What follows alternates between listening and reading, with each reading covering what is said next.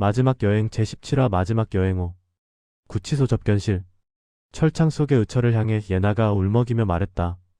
큰오빠 어떻게 된 거예요? 의철은 아무런 반응도 없었다. 왜 그랬어요? 네? 그녀의 다그침에 의철이 고개를 숙였다. 아무것도 필요 없으니까 거기서 나오세요. 흑흑흑. 그녀가 흐느끼자 건우가 물었다. 형님 뭐 필요한 것 있어요? 삼국지. 의철의 목소리는 건조했다. 네? 건호가 재차 묻자 의철이 붉은 빛을 반짝이는 마이크 시스템을 가리켰다. 그들의 이야기는 모조리 녹음되고 있었다. 김 영감이 손가락으로 글자를 적으려고 했다. 그러자 의철의 시선이 천정에 매달린 CCTV로 향했다. 김 영감이 슬며시 손을 내리며 중얼거렸다. 삼국지? 보일 듯 말 듯 고개를 끄덕인 의철이 면회 시간이 남았는데도 스스로 문을 열고 안으로 들어가 버렸다. 건우가 밖으로 나가며 고개를 갸웃거렸다. 삼국지를 넣어달라는 것인가? 책이 읽고 싶다면 넣어달라고 이야기를 했겠지요. 그녀가 아쉬운 듯 뒤돌아봤다. 의철은 이미 사라지고 없었다. 면회실 밖에 높은 담벼락을 따라 잘 손질된 나무에서 매미가 울어대고 있었다. 매미는 왜 이렇게 시끄럽게 울어댄대? 그녀의 말에 김 영감이 덤덤하게 대꾸했다. 뭔가 하고 싶은 말이 있겠지. 하고 싶은 말이 있다고요? 그래. 뭔가 하고 싶은 말이 있는 거예요. 김 영감이 그녀를 멀뚱히 쳐다봤다. 그녀가 생각에 잠긴 지 채 3분이 지나지 않아서였다. 그녀가 걸음을 멈추고 건우를 불렀다. 작은 오빠. 응? 기억나? 뭐가? 큰 오빠가 여관에서 아내에게 마지막 메시지를 보내려던 거. 그래 기억나. 아내가 해야 할 일을 유서로 적어 책 속에 숨겨두었다고 했었지. 혹시 우리가 해야 할 일을? 건우가 구치소 밖을 향해 걸음을 성큼 뗐다. 가자 책장에서 삼국지를 봤어. 예나 사회복지재단은 서울에 있는 재단 소유의 건물을 사무실로 쓰고 있었다. 삼국지 속에서 발견한 것은 메일 주소였다. 예나가 컴퓨터를 이용해 일기 형식의 메일을 읽어 내려갔다. 제목 마지막 여행 엠버서드 호텔과 파라다이스 호텔 사이로 해수욕장이 내려다 보이는 해운대의 한 커피숍. 의철은 한 명의 여자, 한 명의 남자와 함께 앉아 있었다. 셋은 제각각의 생각에 잠겨 1시간이 넘도록 침묵으로 일관하고 있었지만 어색함은 없었다 뭐야? 이거 우리 이야기잖아. 그녀의 말에 김 영감이 재촉했다. 계속 읽어봐. 전 회장에게 재단 자금을 투자해주고 1%의 수수료를 받아. 글을 읽어가는 동안 그녀와 건우, 김 영감의 얼굴은 시시각각 변했다. 글은 의철이 마지막 자금을 지급하기 직전에 끝나 있었다. 그녀의 읽기가 끝나자 김 영감이 고개를 끄덕이며 말했다. 이해한다는 표정이었다. 그동안 집은 경매에 들어가고 가족을 위해서 어쩔 수 없었다는 이야기 같아. 그녀가 마우스를 이용해 커서를 내리다 화면에 나타난 글자를 보고 의아해했다. 2부? 2부를 클릭한 그녀가 소리쳤다. 오빠가 구속되었는데도 이야기는 끝나지 않았어요. 건우가 그녀의 뒤로 이동해 모니터 화면에 시선을 주었다. 뭐지? 그녀가 긴장된 표정을 지우지 않은 채 이야기했다. 앞으로 우리가 해야 할 일. 전 대리가 접견실로 들어서기 무섭게 수의를 입은 전 회장이 의자를 바짝 당겨 앉았다. 김 의원께서는 뭐라고 하셔? 변호사부터 선임해야 하는 거 아닙니까? 변호사는 급할 것 없어. 부도 어음만 회수하면 간단히 해결돼. 못하면 호텔이 경매로 날아가 버릴 텐데 옥살이가 대수겠어? 경제사범이 살아봐야 얼마나 산다고. 의원님은 부도난 어음을 회수하는 것 외에 달리 방법이 없다고 합니다. 그러니까 부탁하는 거잖아.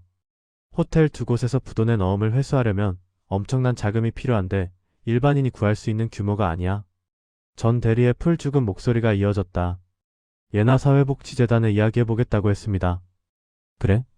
전 회장의 목소리는 마치 돌파구라도 찾았다는 듯 생기를 되찾았다. 전 대리가 고개를 갸우뚱거렸다. 형님이 구속되기 전에 그쪽 사람을 만났잖아요. 거절당했다면서요? 우리 쪽에 대한 감정이 좋지 않았어. 안 좋았던 감정이 지금이라고 좋겠어요? 그러니까 김 의원 도움이 필요하다는 거잖아. 사회복지재단이라고 해서 여당 실세의 국회의원을 무시할 수 있겠어? 김 의원의 태도가 예전과 같지 않아요. 나에 대한 김 의원의 신뢰는 쉽게 흔들릴 수준을 넘었다. 전 회장의 말은 확신에 차 있었다. 인터렌탈 호텔 커피숍. 전 대리는 상진을 불러 동석시키고 있었다. 맞은편에 나란히 앉은 김 영감과 예나는 탐탁지 않은 표정이었다. 부도난 어음을 회수해달라고요? 그녀의 물음에 전 대리가 즉각 대답했다. 호텔이 경매로 날아가 버리면 재단 돈도 받을 수 없어요. 호텔을 살려야 돈을 받을 수 있을 것 아닙니까? 우린 근저당이 설정되어 있으니 상관없잖아요. 근저당 설정 금액보다 저가에 낙찰될 겁니다. 요즘 경기에 관광호텔 2개를 사들릴 만한 사람 없어요. 예나가 귀찮다는 표정을 지었다. 손해를 좀 보면 어때요? 저는 골치 아픈 거 딱 질색이에요. 상진이 슬그머니 끼어들었다. 이번 사건은 의철 전무가 수수료 받아먹으려고 벌인 일이고 예나 사회복지재단이 아니었으면 일어나지도 않았을 일입니다. 전 대리는 기회가 왔다고 생각했다. 상대방은 대답을 하지 못하고 있었다. 사회사업을 왜 합니까? 어려운 사람들 도와주려고 하는 것 아닙니까? 그런 사회복지재단에서 가만히 있는 사람을 부추겨 피해를 입게 만들어서야 되겠습니까? 남의 눈에 눈물 내면 자기 눈에 피눈물 나는 법입니다. 예나의 표정이 급격히 흔들렸다.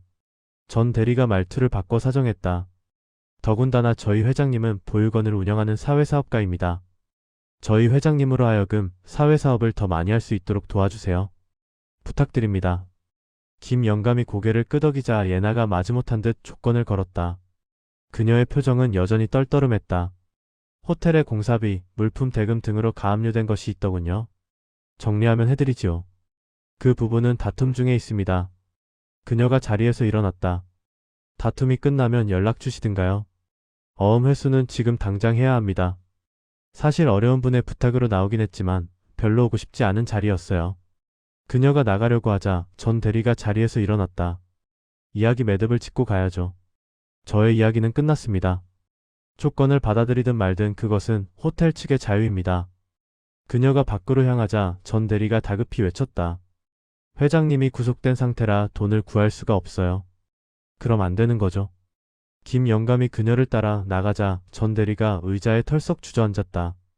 호텔에 가압류된 금액이 10억이나 되는데 회장님도 구속된 마당에 돈을 어디서 구하나? 내가 대리님 같으면 집을 팔아서라도 해주겠습니다. 상진의 말에 전 대리가 짜증을 냈다. 남의 일이라고 말을 막 하는 거 아니야? 강남에 있는 것도 아닌데 34평 내 집 팔아봐야 몇 푼 받겠어? 그리고 회장님 돈 거래 안 좋은 거 알잖아. 돈을 못 받을까봐 걱정입니까? 우리끼리니까 하는 말이지만 사실이 그렇잖아. 호텔 2곳 매상이 얼만데요. 회장님 나올 동안 호텔 운영 누가 합니까? 대리님밖에 할 사람 더 있어요? 경제사범이어서 부도원만 해결되면 바로 나올 텐데 뭐. 우리끼리니까 하는 말이지만 회장님을 못 나오게 할 건수는 수도 없잖아요. 회장님은 사채라도 써서 호텔을 살리라고 할 겁니다. 어느 바보가 호텔이 2개나 넘어가는데 눈빤히 뜨고만 있겠습니까? 대리님 별명이 뭔지 압니까? 대리님만 회장 대리라고 주장하지 직원들은 머슴 대리라고 합니다. 상진이 자리를 뜨며 중얼거렸다. 회장님 돈 벌 동안 일은 자기가 다 해놓고. 인터렌탈 호텔 9층 전 회장 사무실. 전 대리는 대창을 호출해두고 전 회장의 커다란 책상 의자에 몸을 묻고 있었다. 부드러운 감촉과 유연한 흔들림에 형의 모습이 스르륵 떠올랐다. 어릴 적부터 모든 일에 무모할 정도로 과감했던 형은 단시간에 성공을 이루고 회장으로 불렸다. 사업에 대한 베팅은 더욱 과감했다. 도 이상 해선 안 될 짓도 서슴지 않았다. 형의 사업에 대한 베팅은 부메랑 같은 것이었다. 돈을 던지면 매번 부가 되어 돌아오는 매랑. 형은 부에 대한 철학이 있었다. 부를 이루기 전에는 사람들을 향해 머리를 조아려야 하지만 부를 이루고 나면 사람들이 머리를 조아리며 찾아온다고 했다. 과연 그랬다. 수많은 사람들이 불나방처럼 형을 찾아왔고 형은 그들을 불살랐다. 전 대리는 형의 자리 부를 이룬 형의 자리가 부러웠다. 그런데 기회가 왔다. 형이 이룩한 부의 자리에 앉아 사람들이 찾아오면 형이 하던 대로 그들을 모조리 불살라 부를 키울 자신이 있었다. 노크 소리에 이어 대창이 들어왔다. 전 대리는 그동안의 경과를 설명하고 단도직입적으로 용건을 밝혔다. 가압류를 해지할 돈 10억이 필요하다. 내가 그만한 돈이 어디 있어요? 전 대리가 대창을 노려봤다. 그 정도는 되는 것으로 알고 있는데? 회장님도 구속된 마당에 돈을 넣었다가 못 받으면 어떻게 합니까? 전 그런 모험 못합니다. 전 대리는 불쾌한 표정을 감추지 않았다. 회장님은 상진이 자리에 너를 앉히려고 하고 있었는데 의리 없게. 지금의 회장님은 저를 어떤 자리에도 앉히지 못하십니다. 그 자리 내가 보장해주지. 전 대리가 표정을 풀고 설명을 이어갔다. 10억만 있으면 호텔을 살릴 수 있고 호텔만 살리면 형의 구속이 나에겐 기회가 될 수 있어. 구속이 기회요? 형이 나올 동안 내가 호텔 두 곳을 운영할 수밖에 없잖아. 엄청난 돈을 벌어들일 수 있어. 대창이 비굴한 웃음을 지었다. 이자는 열흘에 1할입니다. 뭐? 열흘에 1할? 이자가 엄청나지만 싫으면 말고요. 전 대리의 눈이 번들거렸다. 호텔 두 곳의 매상이 더 엄청나지. 좋습니다. 10억을 맞추려면 다른 사무실 돈을 당겨야 됩니다. 대창이 자리에서 일어나 나가려다 멈췄다. 그런데 못 갚으면 어쩌려고요? 내 신체를 걸지. 그런데 형님을 영원히 못 나오게 만들면 어떻게 되는 거야? 부산지 방법원 377호 법정. 판사가 선고를 시작했다. 피고 이희철에 대하여 본 법정은 무죄를 선고한다. 재단의 투자에 관한 정권이 피고인에게 있기 때문에 돈을 어느 곳에 투자하든 죄가 된다고 할 수 없다. 또한 뇌물로 받았다는 수수료는 투자 수익으로 표기되어 재단의 통장에 예치되어 있으므로 뇌물이라 할 수도 없고 수료했다고도 할 수 없다. 예나와 권우가 환호했다. 같은 시각 부산지 방법원 344호 법정. 피의자석에는 정장 차림의 전 회장이 포승줄에 묶인 채 서 있는 가운데 판사가 기계적인 목소리로 판결문을 읽어 내려갔다. 피고 정길중을 종신형에 처한다. 피고는 살인을 교사하고 전 대리가 소리 죽여 환호했다. 계속